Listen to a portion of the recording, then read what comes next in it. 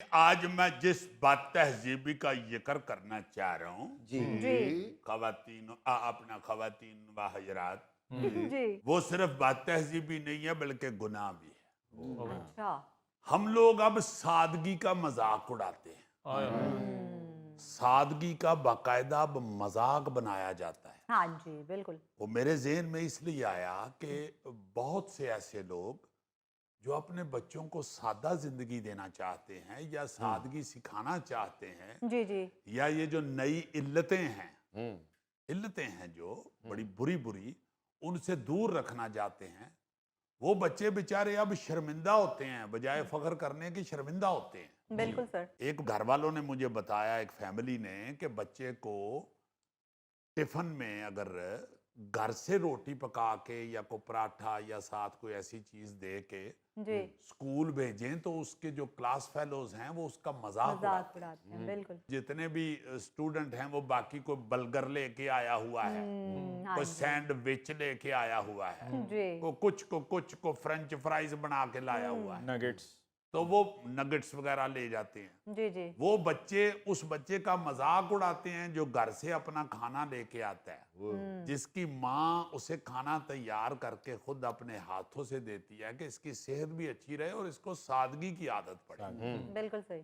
उसका मजाक उड़ाया जाता है। हालांकि भाई शर्मिंदा तो उन बच्चों को होना चाहिए जिनकी अम्मा रेडीमेड चीज पकड़ा देती है, उसको इतनी तौफीक नहीं होती कि वो अपने बच्चों के लिए खाना पकाए। खुद से, हाँ जी। शर्मिंदा तो उन बच्चों को होना। बिल्कुल। बिल्कुल सर। मगर अब देखे क्या जमाना आ गया है कि सादगी का और अच्छी आदतों का मजाक बनता है। इसी तरह दफ्तरों में भी है, दफ्तरों में भी ऐसे ही जो बंदा, जो एम्प्लॉय अपने घर से खाना लाए और वो सादा चीजें ले आए, यानी टींडे रोटी ले आवे, जी। उसका मजाक बनाया जाता है। हाँ जी। भाई जी ये टींडे को कोरस च लगे ने ਤੁਹਾਡੇ ਘਰ ਤੇ रोज टींडे ही ले आंदे हो तुसी। ओ भाई खुदा के लिए क्यों उसको ऐसे कह रहे हो? हाँ। उसको अगर डॉक्टर ने कहा हुआ है कि सब्जी खाओ तो वो ले आता है। सही। या चले अल्लाह पाक सबको बहुत ज्यादा दे, उसके बजट में अगर ये आ रहा है हाँ तो वो नहीं कोरमा लेके आता, या नहीं वो कोई शामी बना के साथ लाता, या वो नहीं बेचारा कोई इस तरह की बिरयानी पुलाव वाली डिश लेके आता, हाँ जी, हाँ जी। तो उसका क्यों आप दिल तोड़ रहे हैं? बिल्कुल क्यों आप सही। ऐसे कह रहे हैं? उसको बल्कि दाद दें आप, वेरी गुड यार, तुम तो बड़ा हेल्दी खाना खा रहे हैं। दिल करे ਜਿਹੜਾ ਮਜ਼ਾਕ ਉਡਾ ਰਿਹਾ ਹੈ ਉਹ ਕੋਲੇਸਟ੍ਰੋਲ ਚੈੱਕ ਕਰਾਉਣ ਜਾਵੇ ਤੇ ਡਾਕਟਰ ਕਹੇ ਕਿ ਤੇਰਾ ਸਾਰਾ ਕੁਝ ਹੀ ਬੰਦ ਹੈ, ਬਲਕਿ ਤੇਰਾ ਘਰੋਂ ਬਾਹਰ ਨਿਕਲਣਾ ਵੀ ਬੰਦ है। वाह।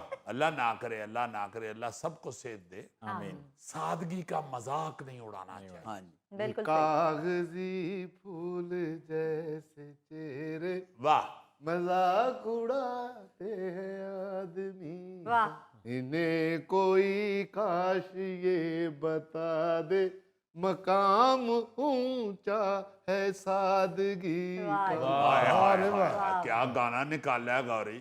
है गौरी वैसे साइंसदान, जी हाँ। मगर अफसोस ये है कि म्यूजिक का साइंसदान और अपनी साइंस में खुद ही जल गया। वाकई ये देखे, मैं ये गाना सुन के ये भी जहन में आया कि हर चीज में कैसी नसीहतें होती थी। हाँ जी। फिल्मों के गाने ऐसे होते थे जो जहन बदल देते थे लोगों का, जी जहन बदल देते। अब मजाक बनता है अच्छी चीज का, अच्छे अमल का मजाक बनाया जाता। बिल्कुल सर। कपड़े सादा जो पहन के आता है उस बेचारे का मजाक बनाया जाता है। जी हाँ।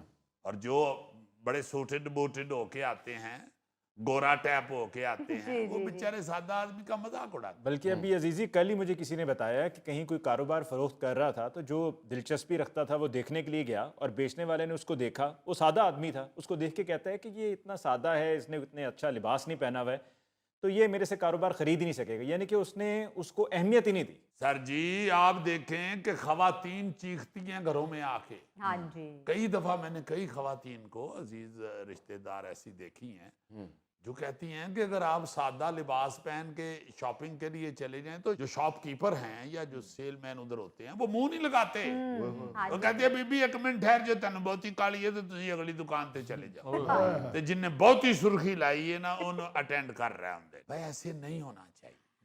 आप किसी की सादगी देख के उसकी हैसियत का या उसके मकाम का अंदाजा नहीं नहीं लगा लगा सकते। सकते, बिल्कुल सही। बड़े बड़े सादे लोग हुए, बड़े बड़े सादे लोग।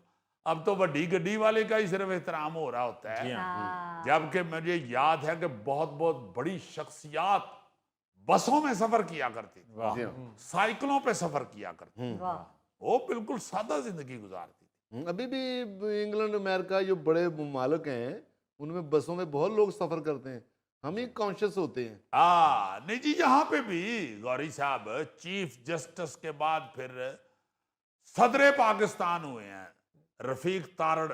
वाह। ओ हो, एक बहुत बड़ा नाम रफीक जी, तारड़ सर। साहब, बिल्कुल और बड़ी कमाल शख्सियत, बड़े प्यारे आदमी।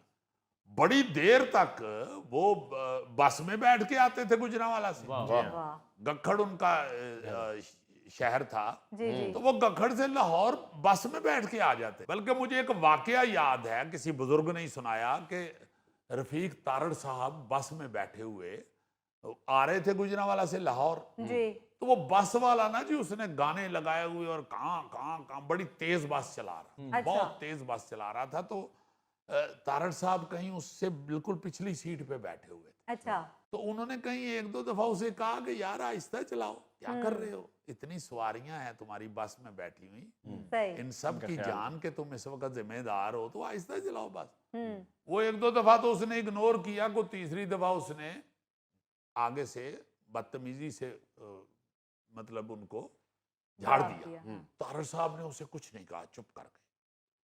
यहाँ शदरे आगे ना चौक में, वहां पुलिस वाले खड़े थे, हाँ जी, हाँ जी, तो वहां उसने सवारियां उतारी हैं, तो उन्होंने ऐसे पुलिस वाले को बुलाया हाँ हाँ, और इसे कहा कि मैं रफीक तारड़ हूँ। उसने फटाफट पहचान लिया, सलूट किया। कहते हैं इसका चालान करो फौरन, ओवर स्पीड है ये। शुरू वहां से लेके यहाँ तक ये बहुत ओवर गाड़ी चला रहा था। तो बड़े ही सादे आदमी। वाह। ये हमारे जो इस वक्त वफाकी वजीर हैं इतलात और नशरियात, अता अता तारड़ तारड़ साहब, हाँ, ये इनके बुजुर्ग दादा जान इनके। अच्छा, इनके अंदर। हाँ, बड़े प्यारे आदमी, बड़े प्यारे बुजुर्ग, इंतहाई प्यारे बुजुर्ग। फिर मलक मराज खालिद मरहूम वजीर आजम पाकिस्तान रहे हुए हैं, हाँ जी, वजीर आजम पाकिस्तान। मैंने खुद अपनी आंखों से उनको रक्शे से उतरते हुए भी देखा। और पैदल तो वो अक्सर लाहौर में नजर आते थे, यहीं कहीं माल रोड के पास, बीडन रोड के पास कहीं ऊपर फ्लैट में रहते थे, जी जी जी जी, तो वो अक्सर पैदल नजर आते थे। बहुत अच्छी, बल्कि किसी अखबार के फोटोग्राफर ने उन ये तस्वीर भी बनाई हुई थी।